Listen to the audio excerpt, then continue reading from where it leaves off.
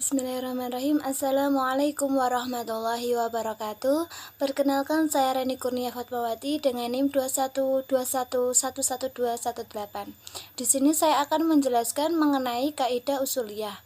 Yang pertama yaitu kaidah al-ijtihad la yuqad bil ijtihad, yang artinya ijtihad tidak dapat dihapuskan dengan ijtihad lain. Nah, contohnya ibarat kita tersesat di dalam hutan dengan keadaan hujan lebat dan tidak ada pertolongan. Kita belum sholat isya, kemudian kita menentukan arah walaupun pertamanya bingung di mana, kemudian kita meyakini satu arah tersebut dengan kiblat, kemudian kita sholat. Nah, keesokan harinya ternyata kiblat yang kita yakinin itu salah, bukan kiblat. Nah, tidak apa-apa, tidak perlu mengganti sholat isya tersebut. Adapun dalilnya yaitu idza ngalaina maqadaina wa hadza ngalaina maqadaina, yang artinya ini adalah kesepakatan yang terdahulu dan ini adalah kesepakatan yang sekarang. Nah, kemudian adapun kaidah pengecualiannya. Yang pertama yaitu mengenai pembagian harta harus menghadirkan dua saksi.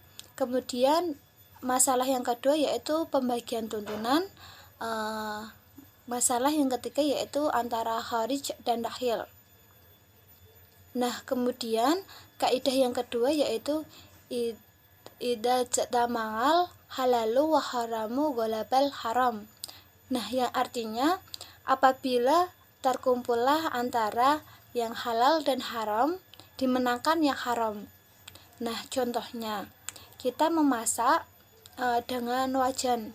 Nah, kita memasak daging babi terlebih dahulu, kemudian wajan tersebut belum dicuci, langsung dibuat masak daging sapi.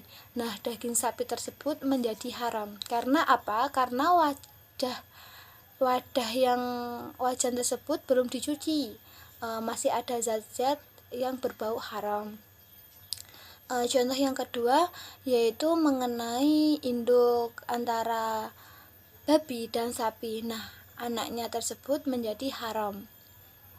Kemudian kaidah yang ketiga yaitu mengenai al-isaru bil qurbi makaruhun wa fi ghairiha mahbubun, yang artinya mendahulukan orang lain dalam hal ibadah yaitu makruh, tetapi dengan hal yang lain disenangi.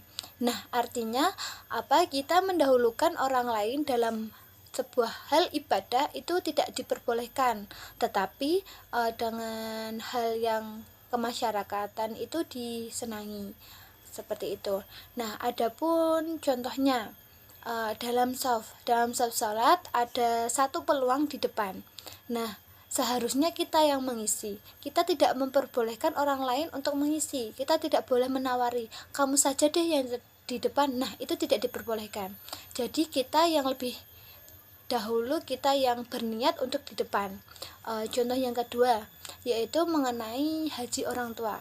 Seharusnya kita menghajikan diri sendiri dulu, kemudian baru orang tua. Tidak boleh menghajikan orang tua terlebih dahulu, seperti itu. Yang ketiga yaitu contohnya mengenai wudhu. Apabila kita sudah mengantri, kemudian airnya sudah mau habis, di belakang kita menawari, kamu dulu aja. Nah, itu tidak diperbolehkan karena kita juga butuh, seperti itu.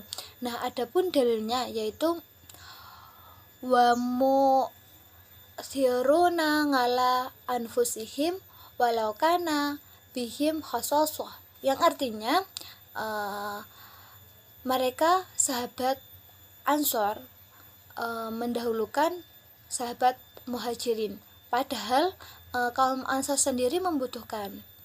Nah, adapun kaidah pengecualiannya, yang pertama kita mendahulukan orang lain dan lupa dengan kewajiban, yaitu hukumnya haram. Kemudian mendahulukan orang lain dan padahal kita butuh, itu hukumnya makruh. Kemudian kaidah yang keempat, at-tabi'u tabi'un, yang artinya pengikut adalah mengikuti. Apa sih maksudnya? Nah, pastinya pejabat mempunyai bos atau pejabat di atasnya. Nah, di dalam itu juga pejabat ada peraturannya, ada hukumannya, pastikan juga mengikuti alurnya. Seperti itu. Adapun contohnya, yang pertama, misalkan kita membeli kambing dan kambing itu keadaan bunting. Nah, otomatis kita membelinya dan anaknya kan. Contoh yang kedua, apabila kita membeli sebuah tanah, nah nggak taunya di dalam tanah tersebut ada harta karun, dan harta karun itu milik kita, seperti itu. Nah, adapun dalilnya yaitu yang berarti imam tidak akan dijadikan imam kecuali untuk diikuti. Nah, adapun kaidah pengecualiannya, kecuali kita menyewakan sepeda motor kita dan belum jatuh tempo kita sudah mengakui, nah itu tidak diperbolehkan, seperti itu. Yang kelima yaitu taroful imam ngayati manutun bil maslahah, yang artinya tasaruf yaitu tindakan sebuah imam atau pemimpin harus berhubungan dengan kemaslahatan. Nah, contohnya yaitu yang pertama perluasan katakanlah sekolah, atau contohnya perluasan UIN. Nah, mau tidak mau masyarakat di sekitar UIN kena gusur. Nah, yaitu resiko mereka. Mau tidak mau harus menyerahkan, seperti itu. Yang kedua yaitu tidak boleh mengangkat imam yang fasik. Kita memilih imam harus yang fasih dalam bacaan, dalam perbuatannya udah memenuhi syaratnya. Nah, adapun dalilnya yaitu wa aqsid innallaha yuhibbul muqsinin, Quran surat Al-Hujurat ayat 9, yang punya arti berlakulah adil, dan Allah menyukai orang yang berbuat adil. Kaidah yang keenam yaitu al-hududu taskut bisubhat, hukuman-hukuman tersebut akan gugur karena adanya subhat. Apa sih subhat itu? Subhat adalah hukuman yang belum jelas. Nah, langsung saja ke contohnya. Tidak akan dikenakan had atau hukuman bagi orang tua yang mengambil harta anaknya. Nah, kemudian contoh yang kedua, semisal tas saya sama atau persis dengan tas teman saya. Nah, saya salah mengambil tas. Nah, itu tidak dikenakan hukuman. Karena apa? Karena cuma salah paham atau salah mengambil tas. Nah, adapun dalilnya, yang artinya perlu adanya bukti untuk pendakwa dan perlu adanya sumpah untuk terdakwa agar menggugurkan tuduhan tersebut. Kemudian kaidah yang ketiga yaitu al-hurru la yadkhulu tahtal yadi, yang artinya orang yang merdeka tidak masuk dalam kekuasaan. Nah, langsung saja ke contohnya, yaitu seandainya kita merawat orang tua yang terlantar. Nah, kita merawatnya dengan baik, dengan kasih sayang. Lah, kemudian ada sebuah kecelakaan. Nah, orang tersebut tertimpa tembok. Nah, kita tidak diwajibkan untuk mengganti rugi. Nah, kaidah yang ke-8 yaitu al-harimu lahu hukmu ma huwa harimullah, yang artinya yang mengelilingi larangan hukuman sama dengan orang yang dikelilingi. Nah, langsung saja ke contohnya. Contohnya yaitu apabila kita berwudu, pastinya kita membasuh tangan.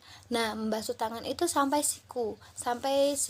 Karena apa? Karena dalam wudu itu wajib. Nah, contoh yang kedua yaitu pada salat kita diwajibkan untuk menutup kepala. Karena apa? Karena kepala yaitu merupakan aurat. Seperti itu. Kemudian yang kaidah yang kesembilan yaitu idza jatama'a amrani jisaksin wahidi lam yahtalifi maqsudu huwa dakhala ahaduhuma fi akhari ghaliban, yang artinya apabila berkumpulnya dua perkara, yang perkara itu sama, maka yang dikerjakan hanya satu. Nah, apabila kita terdapat dua perkara dan perkara itu cuman cukup satu saja yang kita kerjakan. Nah, adapun contohnya apabila kita berhadas kecil dan besar, nah kita cukup dengan mandi junub saja. Kemudian contoh yang kedua, apabila kita memasuki masjid untuk sholat, kita cukup sholat sunnahnya tahiyatul masjid saja. Nah, kemudian kaidah yang ke-10, i'malu